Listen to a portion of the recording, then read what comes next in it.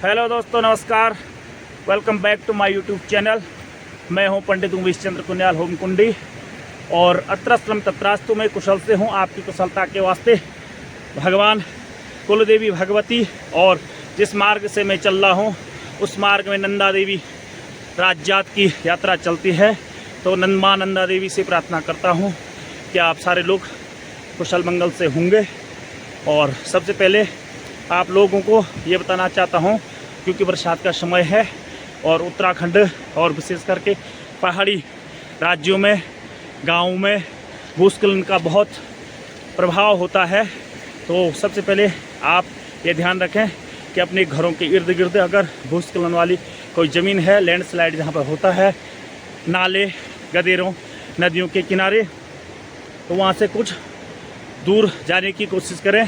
तो अभी मैं जा रहा हूँ कुलिंग गांव का एक पार्ट जो विस्थापित गांव है। 2018 की आपदा में वो कुलिंग गांव पूर्ण रूप से ध्वस्त हो चुका था और उसका एक विस्थापित पार्ट दीदिना गांव। तो मैं दीदिना गांव के लिए जा रहा हूँ। मेरे साथ में है हेमू और लगभग अभी शाम के 5:30 हो चुके हैं और हमको अभी जाना है लगभग 8 किलोमीटर। और 8 किलोमीटर में 4 किलोमीटर के हम चढ़ाई और डाउन उतराई में आ चुके हैं और 4 किलोमीटर की हम चढ़ाई में जाना है जो अब शुरू हो चुकी है। तो इस गांव के बहुत सारे जनप्रतिनिधियों ने, वर्तमान से लेकर पूर्व के जनप्रतिनिधियों ने उत्तराखंड सरकार से गुहार लगाई कि महाराज आप हमें विस्थापित के लिए विस्थापन तो दे रहे हैं, जिस बात का उत्तराखंड सरकार को बहुत बहुत धन्यवाद है, आपने विस्थापन दिया। परंतु विस्थापन ही दिया, उसके बाद आपने एक अनाथ बच्चे के रूप में उसको छोड़ दिया है। यहाँ की मूलभूत समस्या शिक्षा, सड़क, स्वास्थ्य संबंधित जो भी बातें हैं उसके लिए है। और ये मार्ग नंदा देवी, माँ नंदा देवी राजमार्ग का मुख्य मार्ग भी है। यहाँ पर एक वर्ष में हज़ारों टूरिस्ट यहाँ पर आते हैं। इसलिए जिस गांव में हम जाएंगे, दीदिना गांव, वो पर्यटक गांव के नाम से भी मशहूर है। परंतु जो पर्यटक यहाँ आ रहा होगा वो यहाँ की सरकार को, स्थानीय जनप्रतिनिधियों को कहीं न कहीं कोस रहा होगा कि यहाँ की भोली भाली जनता को बहला फुसला करके, लोभ लुभावनी बातों को करके इनने अपना मतलब सिद्ध तो किया, ये अपने पद पर तो पहुँचे, परंतु उसके बाद इनने इनकी कोई सुध नहीं ली। अभी इस चढ़ाई में चल रहा हूँ, बहुत सांस फूल रहा है और अभी मुझे 4 किलोमीटर की चढ़ाई में चलना है।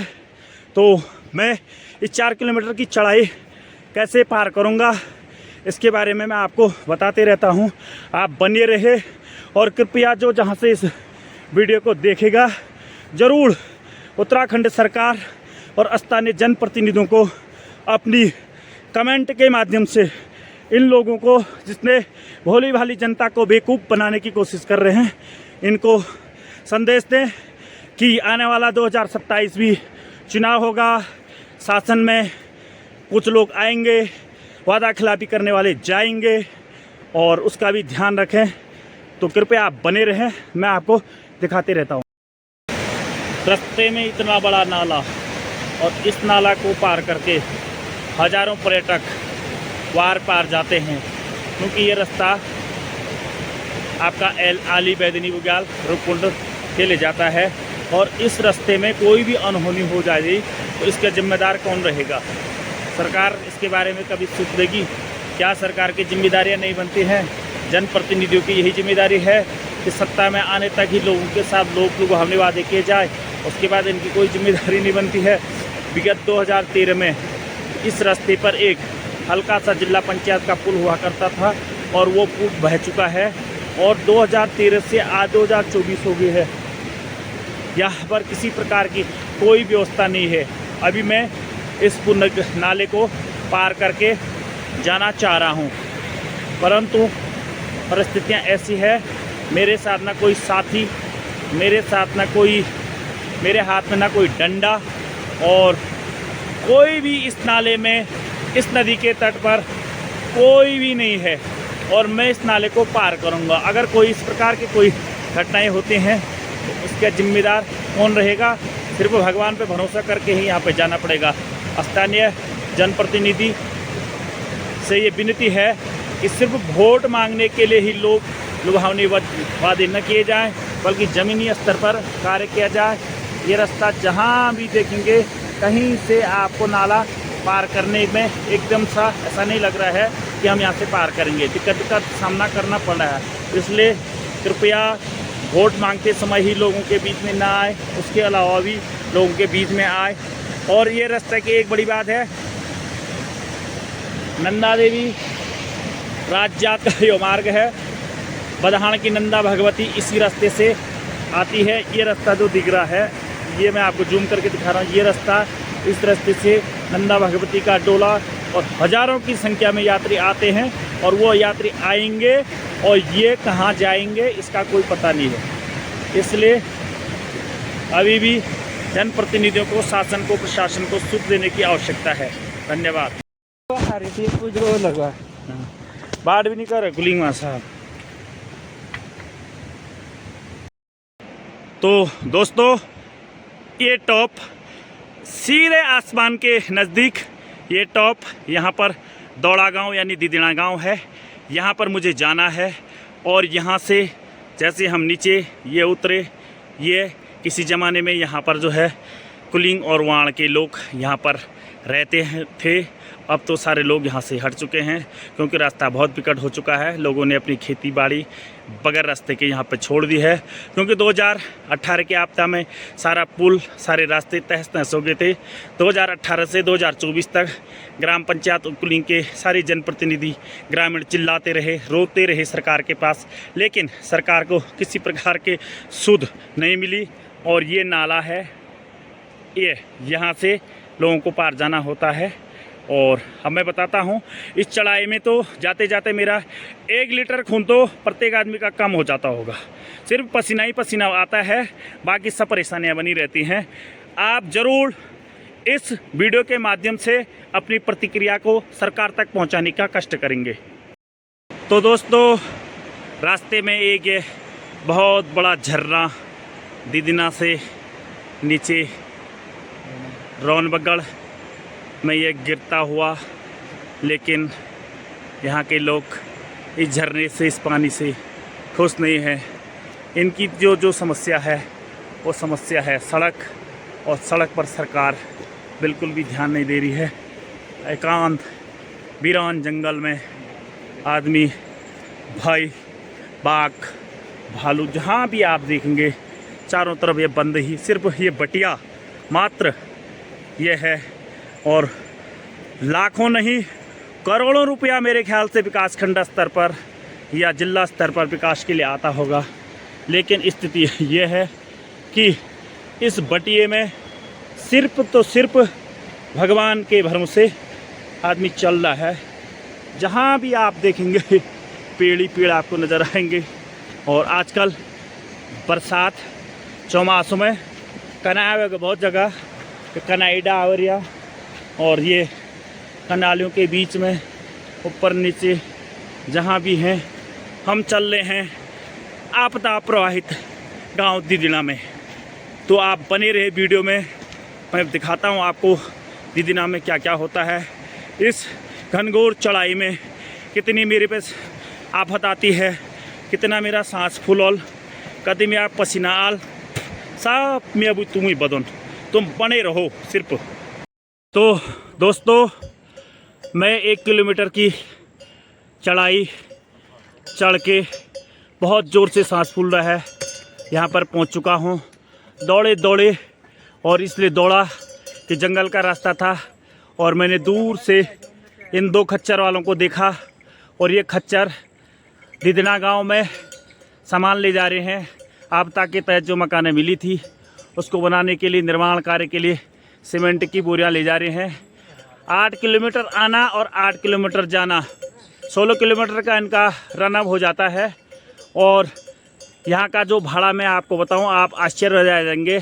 1 बोरी सीमेंट की 300 रुपया इसका भाड़ा है, और इस भाड़े को ये लोग देते देते थक गए हैं। 4,25,000 रुपये सरकार की तरफ से ज़रूर मकान बनाने के लिए दिए गए थे, परंतु जब एनालिसिस किया, गिनती करे, गणी गया, तब पता चला कि 2,20,000 रुपया तो भाड़ा खा गया और रहा 2,15,000। अब 2,15,000 रुपये में कैसा मकान बनेगा? कहाँ से ये लोग पत्थर लाएंगे, कहाँ से ये सरिया लाएंगे? ऊपर से सरकार का ये कहना है कि मास्टर प्लान के तहत ये घर बनने चाहिए, तो मास्टर प्लान का भी ध्यान रखना है। तो बेचारा गांव के लोग, मेहनत मजदूरी करने वाले लोग ऐसा भी नहीं बना सकते हैं। तो उत्तराखंड सरकार को थोड़ा सा शर्म इस बात की होनी चाहिए, या तो इन लोगों को आर्थिक सहायता बढ़ा दी जाए और या फिर इनको सड़क दी जाए।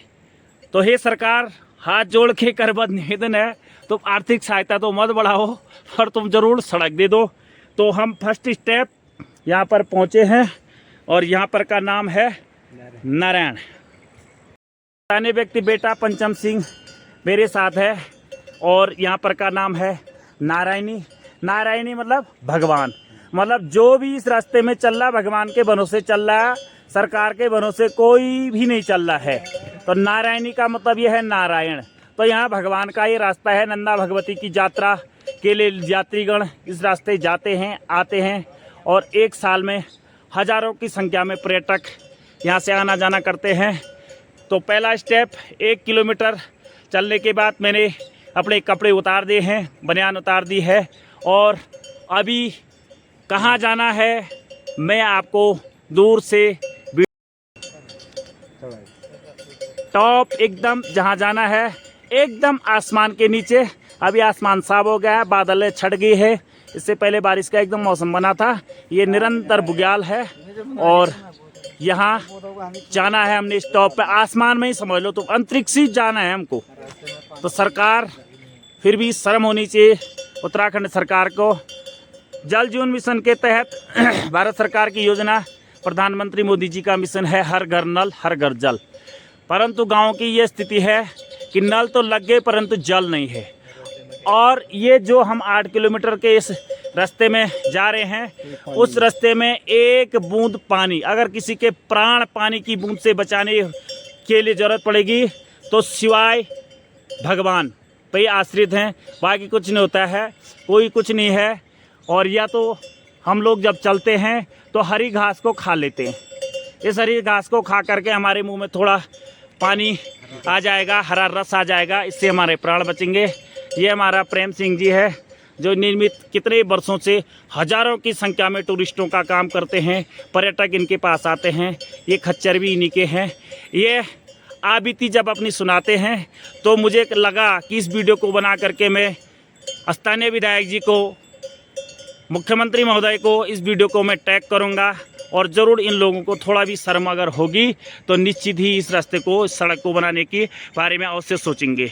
आगे क्या क्या होता है इस चढ़ाई में, कौन कितना हाँफता है, कौन कितना दौड़ पाता है, मैं सब दिखाता हूँ आपको, आप बने रहे। तो दोस्तों, बेसिकली मैं कुलिंग से 2 किलोमीटर की चढ़ाई चढ़ के अपने साथियों के साथ, अब हम 4 लोग हो गए हैं, साथियों के साथ यहाँ पर पहुँच चुके हैं। यूँ तो बोलने की हिम्मत तो बिल्कुल भी नहीं है, पसीना इतना ज़्यादा है कि मेरे पास रुमाल भी नहीं है। मैं अपने कमीज से ही अपना मुंह पोंछ रहा हूँ और अभी 2 किलोमीटर की चढ़ाई चलनी है। यहाँ पर हम जहाँ पर बैठे हैं उस जगह का नाम है काकड़ा डाव, और काकड़ा डाव जो है एक प्रकार के भोजपत्र की प्रजाति के पेड़ हैं। यहाँ पर बहुत सारे पेड़ हैं और इधर इस बीच में ये बड़े बड़े जो पेड़ आपको ये दिख रहे हैं, ये सब काकड़ा डाव के नाम से स्थानीय भाषा में इनको काकड़ा डाव बोला जाता है। और ये काकड़ा डाव में हम पहुँचे हैं। बहुत पसीना हो गया है, तरबतर हो गया है, फिर भी है सरकार और सरकार के नुमाइंदों, शर्म करो, शर्म करो। जब हम पहाड़ी लोगों पर ही इतनी विपदा आ रही है तो जो यहाँ पर पर्यटक आता होगा उसके कितनी परेशानी होती होगी, क्योंकि इस प्रदेश का निर्माण ही पर्यटक प्रदेश के रूप में हुआ था। और जो ये गांव है, इस गांव का नाम ही पर्यटक गांव दीदिना है। तो अभी भी कुछ नहीं, सरकार को सरकार के कोई भी जू नहीं हिल रहे हैं। लोकसभा चुनावों में इस गांव के लोगों ने यहां पर चुनाव का बहिष्कार किया था, करने की कोशिश की थी, लेकिन स्थानीय विधायक, स्थानीय प्रशासन, विकास खंड देवाल के प्रथम व्यक्ति प्रमुख जिनको कहते हैं, और जिला पंचायत की सरकार, शासन प्रशासन के जितने नुमाइंदे हैं, उनने गांव की भोली भाली जनता को बहला फुसला करके अपना मतलब सिद्ध कर लिया, मतदान करा दिया। और इस एग्रीमेंट के साथ ये बात हुई थी कि सरकार चुनाव होने के बाद आचार संहिता हटने के तुरंत 15 दिन के अंदर यहाँ पर सड़क का काम शुरू किया जाएगा। लेकिन मेरे को तो नहीं लग रहा है कि जब चौथा कार्यकाल देश में सरकार मोदी जी का आएगा और पुष्कर सिंह धामी 2027 में सत्ता में वापसी करेंगे, अगर विकास करेंगे तो, और ऐसे पसीना कमीज से पोंछते पोंछते जाएंगे लोग, तो समझ लो बहुत मुश्किल है, फिर नई सरकार को देखेंगे। इसलिए माननीय महोदय जहाँ भी हैं इस रोड को बनाने की ज़रूर कृपा करें, और इससे और यहाँ के लोगों के लिए या तो इस रास्ते में पानी की व्यवस्था कर दें। ऐसा भी कुछ आपके द्वारा, आपके राजकाज में कुछ भी नहीं हुआ है। प्रतीक्षालय नहीं है, बात बरसात के लिए बोलते रहो बे, बरसात के लिए प्रतीक्षालय नहीं, ट्रेकर आते हैं इस चढ़ाई में, इतनी ज़्यादा धूप होती है कि एक प्रतीक्षालय हो, उसमें छाँव में बैठ जाए ट्रेकर, तो बड़ी मुश्किल से ट्रेकर यहाँ से चढ़ता जाता है।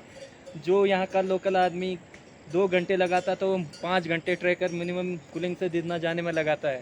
सरकार के लिए गाली, इसीलिए हमारी गुजारिश है मोदी सरकार से कि कुलिंग से दिदना के लिए रोड जरूरी है, ये लाने का कष्ट कर दीजिए। स्थानीय युवा की आबिती है।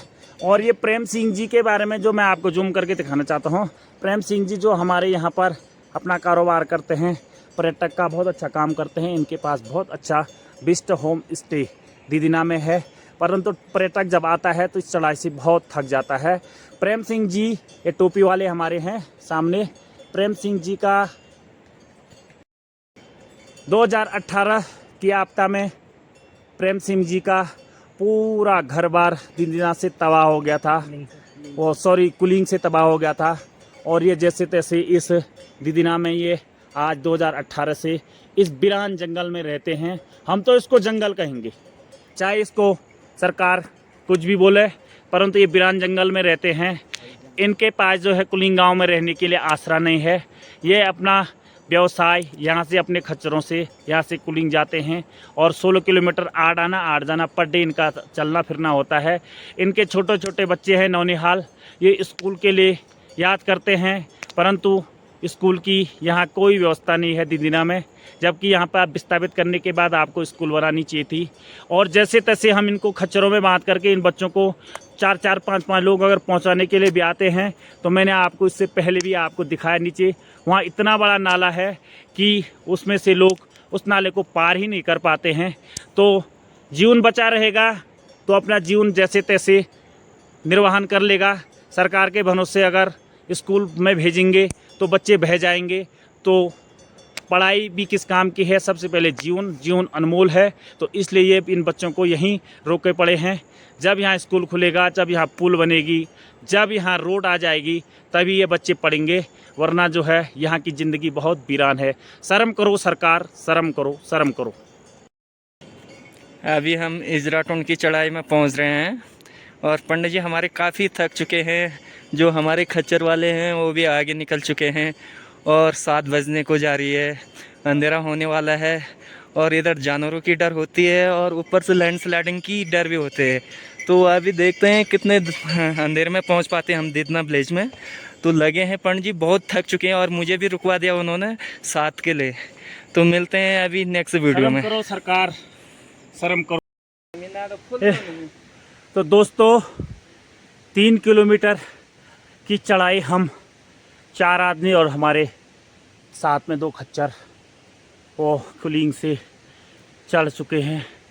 और जहाँ पर हम अभी बैठे हैं उसका नाम है इजराटून, और टूना का मतलब होता है पहाड़, जिसको बोलते हैं हम ब्यो, बड़ो ब्यो जिसको पाखा भी बोलते हैं, अंग्रेजी में माउंटेन, गढ़वाली में भ्यो, तल तले पौड़ी गढ़वाली में पाक, और हम इसका नाम है इजराटून।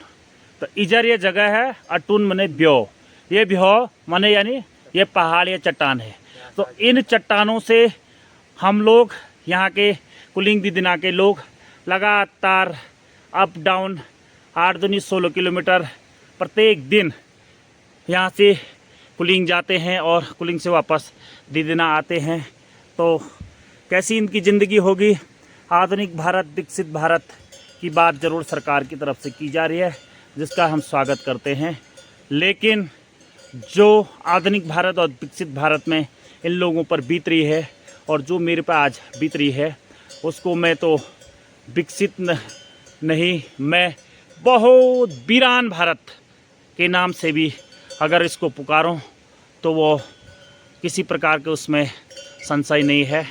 तो इसलिए सरकार से, स्थानीय लोगों से ये विनती है कि सरकार के आँख कानों को खोलें, सरकार के कानों के जुओं को हिलाएं और सरकार इस गांव की विपदा को सुने और यहाँ तुरंत सड़क निर्माण के लिए मंजूरी दे।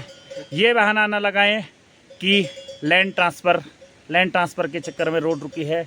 जहाँ इतने बड़े देश के विकास कार्यक्रम हो रहे हैं, क्या वहाँ लैंड ट्रांसफ़र ही हो रही है? ये हम सरकार से और स्थानीय प्रतिनिधियों से पूछना चाहते हैं, जो लोग इस बहाने को करते हैं। तो लैंड ट्रांसफ़र का कोई बहाना नहीं है। जिस गांव के पास अपनी कोई लैंड नहीं होगी, कि वो देश के विकास कार्यक्रमों से अछूता हो जाएगा, ये एक सोचने का प्रश्न है। तो सरकार से पुनः विनती है कि ज़रूर यहाँ की आबिती को सुने और यहाँ सड़क का निर्माण करें। आगे 1 किलोमीटर की और चढ़ाई है, उस चढ़ाई में कैसे कैसे हम जाते, कितने हम थकते हैं, आप बने रहे, मैं आपको दिखाते रहता हूँ। तो दोस्तों, हम दिदना गांव में पहुंच चुके हैं और बहुत पसीना, बहुत थकान हुई है। ये यहाँ पर दिदिना गांव का पंचायत भवन बन रहा है, जो स्थानीय ग्राम प्रधान, वर्तमान प्रधान श्रीमान हुकम सिंह बिष्ट जी के अथिक प्रयासों से यहाँ पर बनाया जा रहा है। और इतनी थकान लग गई है कि शायद मैं अपनी इस बात को बयां किसके पास करूं, सिवाय आप जो मेरे सब्सक्राइबर हैं, जो इसको लाइक करेंगे, कमेंट करेंगे, सब्सक्राइब करेंगे, वही इस बात को समझ सकते हैं कि कितना हम थक चुके हैं। और यहाँ से मैं आपको दिखाना चाहता हूँ